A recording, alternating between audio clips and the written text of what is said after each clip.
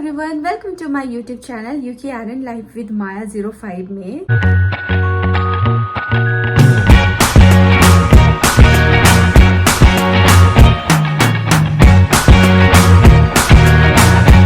अगर आप पहली बार मेरे YouTube चैनल पे आए हो और पहली बार मेरी वीडियोस देख रहे हो तो मेरे YouTube चैनल को सब्सक्राइब करना मत भूलना। मैं नर्सिंग से रिलेटेड वीडियोस बनाती हूँ, तो यदि आप नर्स हैं या आपके फ्रेंड्स सर्कल में कोई नर्स है तो आप उनको मेरी वीडियो शेयर कर सकते हो और उन्हें सब्सक्राइब करने के लिए बोल सकते हो, क्योंकि मेरी वीडियोस उनके लिए हेल्पफुल हो सकती है।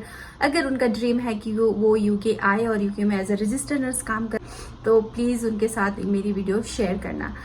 मैंने लास्ट वीडियो बनाई थी जिसमें मैंने बात करी थी कि UK आने के लिए रिक्वायरमेंट क्या क्या है, क्वालिफिकेशन क्या है और कितना कॉस्ट लगता है। तो पूरे टोटल कॉस्ट के साथ में मैंने लास्ट वीडियो बनाई थी। अगर आप लोगों ने नहीं देखी है तो मेरे YouTube चैनल पे जाके उस वीडियो को आप लोग देख सकते हैं और उसको शेयर भी कर सकते हैं। और मुझे किसी ने बोला था कि आपकी UK तक की जर्नी आप मुझे बताना, तो आज मैं अपने बारे में बात करने वाली हूँ कि क्यों मैं UK आई, क्यों मैंने इंडिया में जॉब करना अपने लिए फ्यूचर में मुझे ऐसा लगा कि मेरा फ्यूचर वहाँ नहीं है और मैंने UK चूज किया।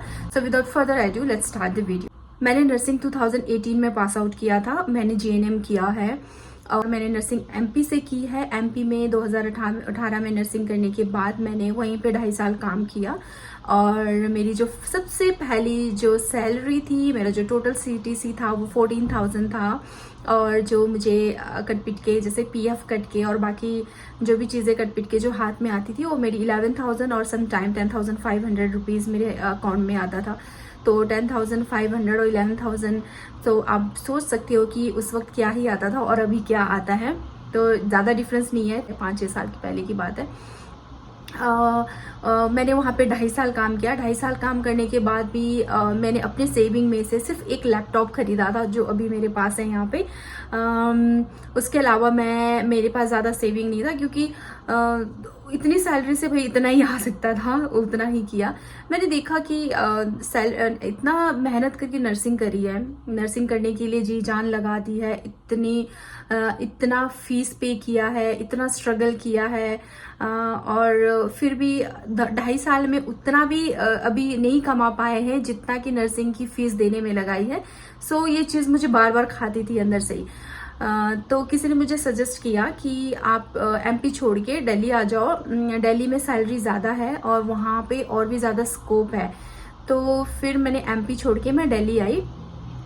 दिल्ली में मैंने बहुत सारे बड़े बड़े हॉस्पिटल्स में अप्लाई किया और सारे हॉस्पिटल्स में मुझे जो टोटल CTC थी वो 25 या 26 ही मुझे ऑफर कर रहे थे, और जो कि कटपिट के 22-23 या मिनिमम 24,000 मेरे हाथ में आनी थी।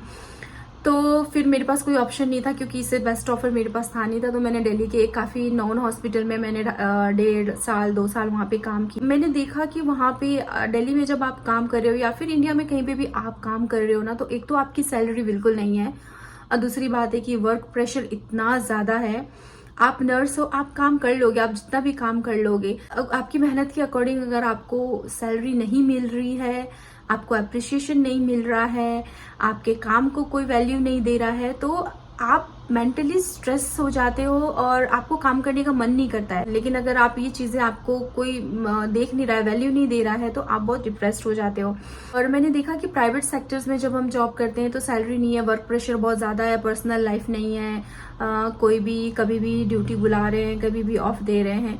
ये मेरे दोनों जगह पे था, जहाँ मैं पहले काम करती थी और दोबारा मैं जहाँ पे मैं दिल्ली में काम कर रही थी, तो वहाँ पे भी सेम ही था कि कभी भी ऑफ दे देते हैं, कभी भी ड्यूटी के लिए बुला लेते हैं। वर्क प्रेशर बहुत ज़्यादा है। घर आप नाइट ड्यूटी करते हो 12-12, 13-13 घंटे की, और जब आप घर आते हो तो आपको पीछे से कॉल आता है कि कुछ ऐसा हुआ है क्या या फिर कुछ छूट गया है, तो आपको कॉल आएगा।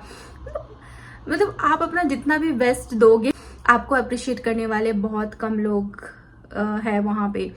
चलिए, हम पेशेंट से या रिलेटिव से अप्रिसिएशन की उम्मीद नहीं रखते हैं, लेकिन हमारे जो इंचार्ज हैं, हमारे जो लीडर्स हैं या फिर हमारे जो हायर अथॉरिटीज़ वाले हैं, उनको एटलीस्ट हमारे काम को अप्रिशिएट करना चाहिए। और दूसरी बात ये है कि हम सब मिडिल क्लास फैमिली से हैं, तो हम सिर्फ इसलिए हमने स्टडी नहीं करी थी कि हम जितना कमाए उससे सिर्फ हम अपना गुजारा करें। हमने इसलिए नर्सिंग करी थी, इसलिए हम काम कर रहे हैं ताकि हम अपने साथ साथ अपनी फैमिली को भी फाइनेंशियली सपोर्ट करें, हमारे सिबलिंग्स होंगे उनको हम सपोर्ट करें। सो ये सारी चीज़ें हैं, हमारे फैमिलीज ने हमारे लिए जितना कुछ करा है तो उनके लिए भी कुछ करने का वक्त अब हमारा है। तो इतनी सी सैलरी में तो इतना कुछ होना नहीं था। तो मुझे किसी ने सजेस्ट किया कि अब्रॉड में बहुत ज़्यादा स्कोप है, आप अब्रॉड जाओ, वहाँ के लिए अप्लाई करो, वहाँ के लिए ट्राई करो। तो इनिशियली मुझे कुछ भी प्रोसेस पता नहीं था, तो काफ़ी रिसर्च करने के बाद, काफ़ी पता करने के बाद मुझे यूके के बारे में पता चला और मुझे बहुत सारी कंट्रीज के ऑप्शन थे। ऑस्ट्रेलिया, कनाडा, यूएसए का था और आयरलैंड का था। बट इन सारी जगहों पे जो है वो काफी लंबा टाइम लग जाता है प्रोसेस करते करते। और यूके ऐसी जगह है जहां आप विद इन 3 मंथ के अंदर, अगर आप ओईटी कर लेते हो तो 3 मंथ के अंदर जो है आप यूके आ सकते हो और यहाँ पे एज ए रजिस्टर नर्स काम कर सकते हो। तो ये मुझे अच्छा लगा और इसलिए मैंने यूके चूज किया। देखो, वर्क प्रेशर चाहे जितना भी हो, लेकिन बात यह है कि आप जितना काम कर रहे हो ना उसके अकॉर्डिंग आपको एक तो सैलरी मिल पा रही है और आप अपनी फैमिली को सपोर्ट कर सकते हो। आप जितना वहां पे कमा रहे थे ना, वहां से बहुत ज्यादा यहाँ पे कमा रहे हो। ये सारी चीजें जो है आपको मेंटली खुश भी रखती है। मैं जानती हूँ कि बहुत सारे लोग जो है इस चीज को वहां पे फेस कर रहे हैं, यूके आना चाहते हैं लेकिन क्या करना है उनको नहीं पता है। तो यूके आने का जो प्रोसेस है वो कोई रॉकेट साइंस नहीं है या फिर बहुत बड़ा काम नहीं है। आपको ओईटी या आइल्स करना है और आपको बस मेहनत करनी है इसको पास करने के लिए। उसके बाद आप आराम से यूके आ सकते हो। बस आपका जो पहला फेज है ना, ओईटी और आइल्स, इसको बस आपको क्लियर करना है। जितनी भी मेहनत लगानी है आपको यहाँ पे इसको करने पे लगानी है। ये वीडियो मैंने बस आप लोगों को मोटिवेट करने के लिए बनाया है। आप अपने सपने पूरे कर सकते हो, अपनी फैमिली के लिए जो आप सोचते हो वो आप चीजें कर सकते हो। सो अगर आपका ये सपना है यूके आने का, आप मेहनत करो और यूके आओ। ये मैं कहना चाहती हूँ। So thank you so much मेरी वीडियो को लास्ट तक देखने के लिए। तो मेरी वीडियो को लाइक करना, सब्सक्राइब करना, बेल आइकन को प्रेस करना ताकि जब भी मैं कोई वीडियो डालूँ तो आप लोगों को नोटिफिकेशन मिल जाए। तो थैंक यू सो मच, मिलते हैं अगले वीडियो में। बाय।